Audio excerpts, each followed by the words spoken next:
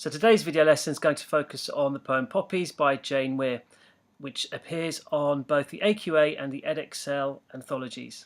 Right, let's crack on. A reminder that I'm going to pick through the main features of the poem, language, form and structure included, and then the second part of the video is going to be an analysis on the actual poem itself.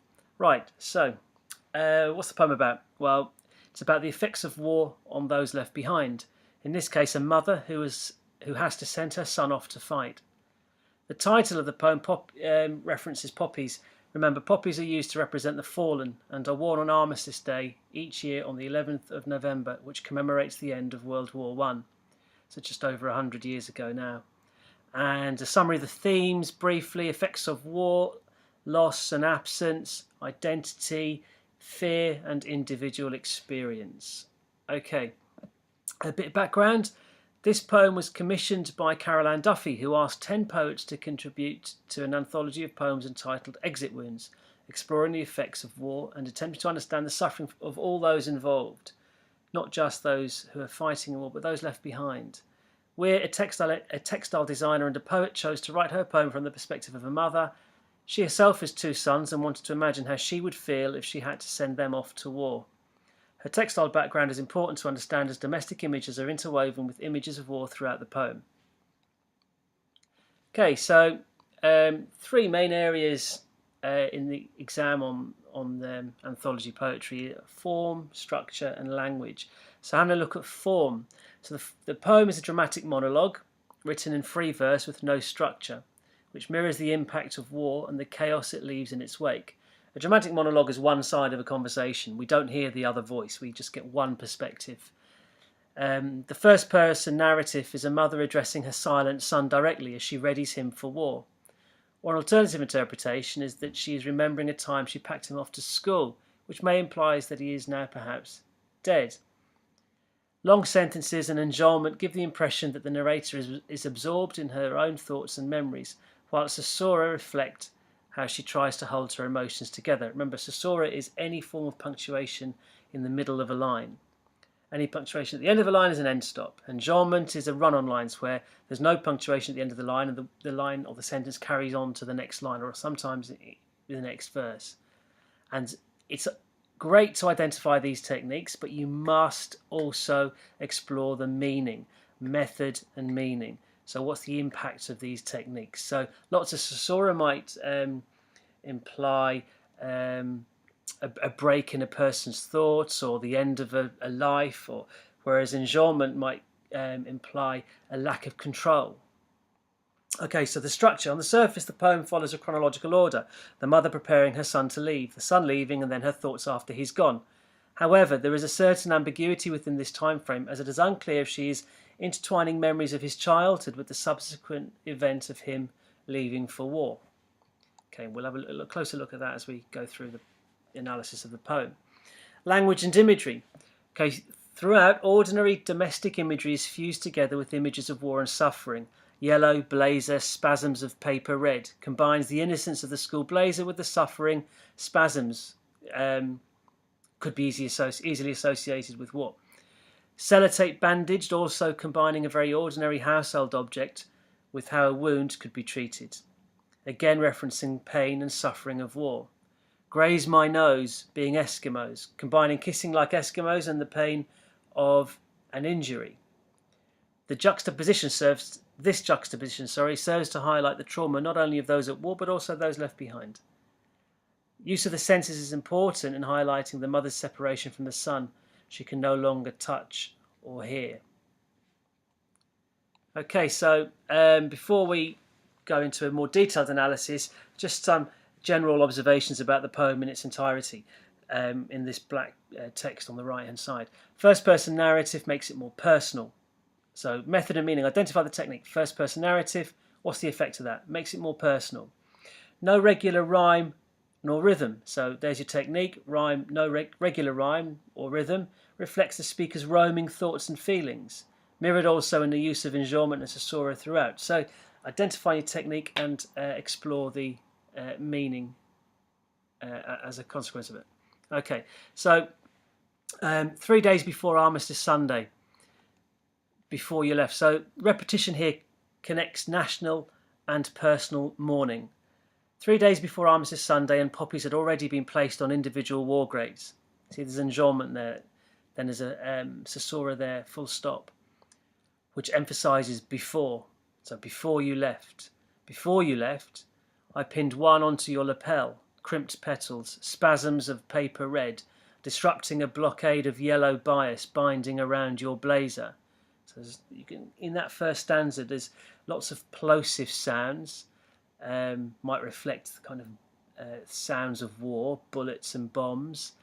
Lots of juxtaposition of war imagery interwoven with domestic imagery, crimped petals, spasms of paper red, lapel, etc. Right, let's see. On individual war graves, so ominous even reminder that war kills individuals, and maybe foreshadows what befell her son. We don't know. Blockade, war imagery suggesting she feels she's blocked out from her son's life, so an alternative interpretation to blockade. And the spasms and sellotape bandage of the next stanza linked to an injured body and perhaps an unsettled mind. So sellotape bandaged around my hand. I rounded up as many white cat hairs as I could, smoothed down your shirt's upturned collar, steeled the softening of my face. So she's trying to keep herself busy. She's sent him off to war, but she's trying to keep herself busy because she doesn't want her mind to settle on what could befall her son. I wanted to graze my nose across the tip of your nose, play at being Eskimos like we did when you were little. I resisted the impulse to run my fingers through the gelled blackthorns of your hair. All my words flattened, rolled, turned into felt, slowly melting. So connecting ordinary household objects with pain and suffering of war, trying to keep herself busy but constantly being reminded that her son is off to war, and war is dangerous. Alliteration demonstrating how she's trying to be brave, or highlighting that. Sadness, so wanted to run her fingers through his hair. Sadness, longs for the closeness they had when he was young. And mother's composure briefly disappears. All my words flattened, rolled, turned into felt, slowly melting. So she's struggling to contain her feelings. I was brave as I walked with you to the front door, threw it open, the world overflowing like a treasure chest. A split second and you were away, intoxicated. After you'd gone, I went into your bedroom, released a songbird from its cage. There's a metaphor there. Later, a single dove flew from the pear tree. What's the dove symbolise? And this is where it has led me, skirting the churchyard walls, my stomach busy making tucks, darts, pleats, hatless, without a winter coat or reinforcements of scarf, gloves. So, mother asserting her bravery. It's not just the soldiers who have to be brave and courageous, but also those left behind. The caesura here emphasises this point, so the comma after brave forces you to kind of settle on the word brave. Similarly, from son's perspective, making war seem like an exciting adventure. Contrast son's excitement and the mother's sadness. He was intoxicated, excited, but the mother's having to be brave. It symbolises her son leaving, a bird released from its cage. But a dove, though, a symbol of peace, but also of mourning. You often see doves released at a funeral. Attempts to distract herself from her anxiety by doing mundane things again. On reaching the top of the hill, I traced the inscriptions on the war memorial, leaned against it like a wishbone. The dove pulled freely against the sky, an ornamental stitch. I listened, hoping to hear your playground voice catching on the wind.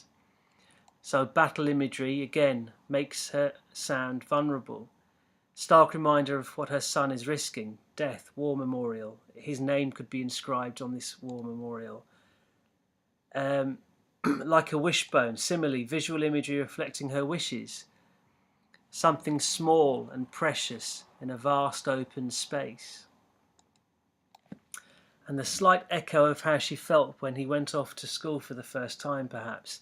So your playground voice, where the ambiguity comes in. Sending him off to war reminded her of the last time or previous times she had to let her son go out into the open world and find his own way. And as a parent, one of the biggest moments is sending your kid off to primary school for the first time, and you have to trust in the universe to look after them.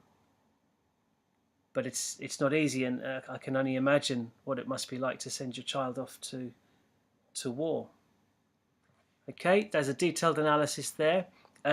Summary of the main poetic devices that are used: dramatic monologue, free verse, no structure, so no regular rhythm or rhyme scheme, first person narrative, long sentences, helped by enjambments and caesura, lots of war imagery, domestic imagery interwoven with that, and the use of the senses. Useful vocabulary to use when analysing the poem: sacrifice, loss, absence, fear, freedom, suffering, poignancy, reflection, separation, injuries and violence. And links to other poems. Well, if you've come to me from AQA, Those Left at Home in Kamikaze could be a comparison, effects of conflict on the individual and war photographer, or on the soldier in Exposure or Loss in Imagery. If you're from EdXL, effects of conflict in Exposure or Loss in What Were They Like, or Identity in Katrin. Okay, hopefully that's been useful to you. See you back for more. Bye now.